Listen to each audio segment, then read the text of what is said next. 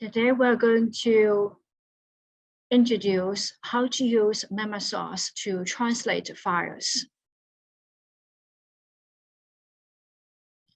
First, we should apply for a trial account from Phrase's website. This trial account can give us 14-day usages of Phrase. We can input our work email and fill up the rest required information, and then we can start. The first step is to create a new project. As we can find, there was a plus sign on the web page, which means we can click it and a new project will be created. And under it, we can create a new job.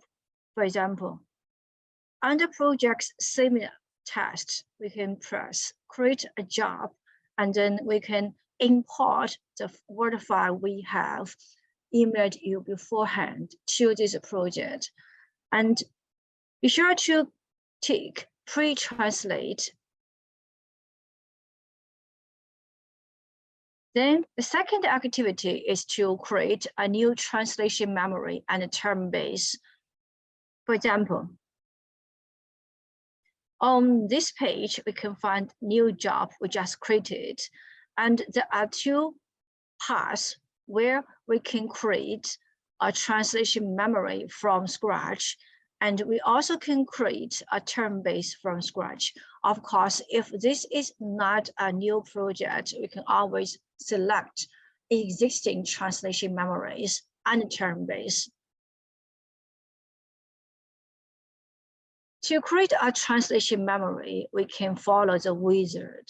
We need to type in the name, select the source language and the tag language, and then click create here. The procedure to create a term base is the same for creating a translation memory.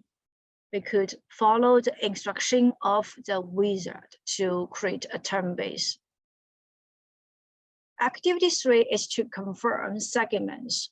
We need to review the translation of each segment, either to accept it or make some change to it.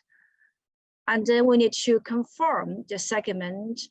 So we have to repeat this procedure until all of the segments are confirmed. This is the end of today's workshop. You can scan this QR code to give us some feedback. Thank you for your participation in today's workshop.